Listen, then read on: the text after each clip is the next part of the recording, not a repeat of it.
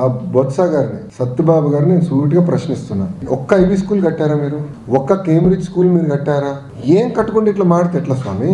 ఎక్కడుంది? Where is your school? Where is your IB school? Where is your Cambridge school? అయినా కట్టకుండా నేను reverse చేశాను డెసిషన్ అంటారేంటి? నాకు అదే విచిత్రంగా ఉంది. ఇప్పుడు సిబిఎస్ఈ ఎగ్జామినేషన్ సార్, ఇప్పుడు పిల్లలు రెడీగా లేరు. 90% పిల్లలు ఫెయిల్ అయ్యారు. 10వ తరగతిలో ఆడపిల్లలు ఫెయిల్ అవుతే ఆ వయసులో పెళ్లి చేస్తారు సార్. అక్కడ సోషల్ ఇష్యూస్ ఉంటాయి. ఇన్ని మేము గమనిస్తున్నాం. చాలా కేర్ఫుల్గా తీసుకుంటున్నాను నిర్ణయాలు. ఒక విద్యాశాఖ మంత్రిగా నేను సంస్కరణలు తీసుకురావాలని కోరిక నాకు ఉంది. కానీ ఇక్కడ చాలా జాగ్రత్తగా తీసుకురావాలి. నేను పంచాయతీరాజ్ గ్రామీణాభివృద్ధి శాఖ మంత్రి ఉన్నప్పుడు చాలా స్పీడ్గా తీసుకున్నాను. ఎందుకంటే అక్కడ ఇన్ఫ్రాస్ట్రక్చర్ బిల్డింగ్, ఇక్కడ we're building the citizens of tomorrow. So అది చాలా కేర్ఫుల్గా హ్యాండిల్ చేయాలి, వాళ్ళని చాలా కేర్ఫుల్గా నర్చర్ చేయాలి. మేము తీసుకునే నిర్ణయాలకి చాలా సోషల్ ఇష్యూస్ కూడా రాబోతుంది. ఎన్ని పరిగణనలు తీసుకుని నేను నిర్ణయాలు తీసుకుంటున్నా. అండ్ ప్రతి నిర్ణయం నేను చర్చిస్తున్నా, యూనియన్స్తో చర్చిస్తున్నా, అదేవిధంగా ప్రజలతో చర్చిస్తున్నా. మేము సర్వేలు పెడుతున్నాం, ట్విట్టర్లో ప్రశ్నలు అడుగుతున్నా.